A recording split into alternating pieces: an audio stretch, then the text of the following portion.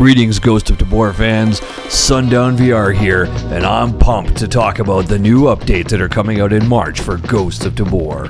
One of the newest updates that we're going to get in March is the introduction to the day version of Matka Miest. That's right, guys, we're going to be heading into Matka Miest during the daytime, making it easier to see your potential enemies as they cross across the streets. We're also going to be given a new underground subway and sewer system map. That's just going to make it way more fun and way more tactical to get around Matka Miest. That's not all that's coming though. Oh no, not by a long shot. Watch out for the newest raid boss, the Collector. Yeah, this guy is crazy. He likes to keep the body of his victims as trophies, and he is kitted to the nines. So you make sure you bring in a great weapon, lots of ammunition, and a strong squad to take him down.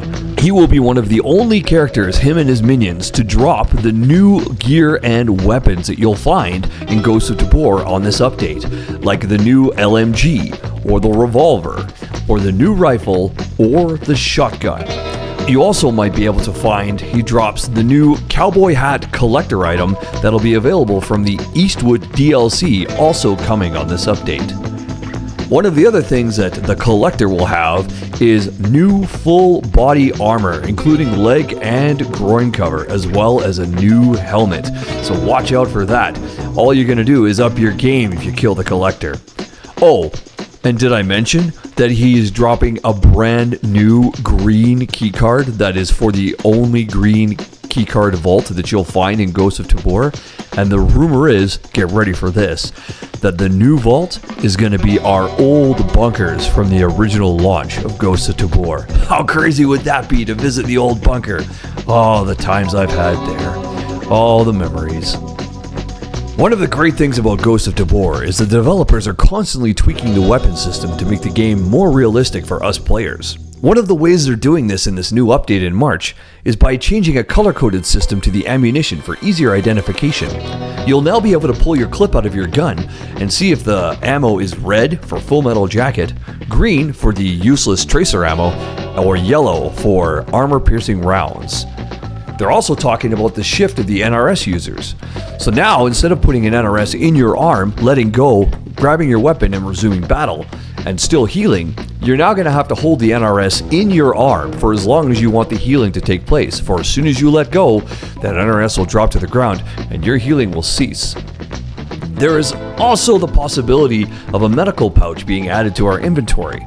This would be for quick access to NRSs and the ability to apply them without having to take your backpack off and make that noise that everybody can hear all across the map. I have long said that Ghost of Tabor needs to make it so we're able to mount our NRSs to our armor, but this is a pretty close second. The topic of flashbang grenades in VR is one that's been widely debated amongst developers. The problem being that a flashbang would illuminate the visor, making it extremely difficult for players that are sensitive to light, not able to take flashing lights, to play the game without having to worry about a flashbang being thrown their direction. Well, the developers of Ghost of Tabor have come up with an idea. They're going to have flashbangs in this new update, except for it's not going to be a whiteout screen. It's going to be more of a black or a darkened screen with a red lens flare. Hopefully that makes it a little more difficult for players to fight back after a flashbang has been thrown, but there's no maybe deficit to any of those players physically from playing the game. To make the game even more realistic, the developers have now tweaked the suppression and silencer system on our rifles and SMGs. You will now have to twist on and off your suppressor, for if you don't and you twist it on only halfway and fire your rifle, you could be launching your suppressor into the distance, and now you're fighting without any silencer at all. As Ghost of Tabor has matured, players have discovered that the easiest way to gain funding and money within Ghost of Tabor is to rush all the spawn sites within the maps. Well, the developers have figured this out, and they're now changing the raid extract time. You are no longer able to extract out of a map under the 2-minute mark.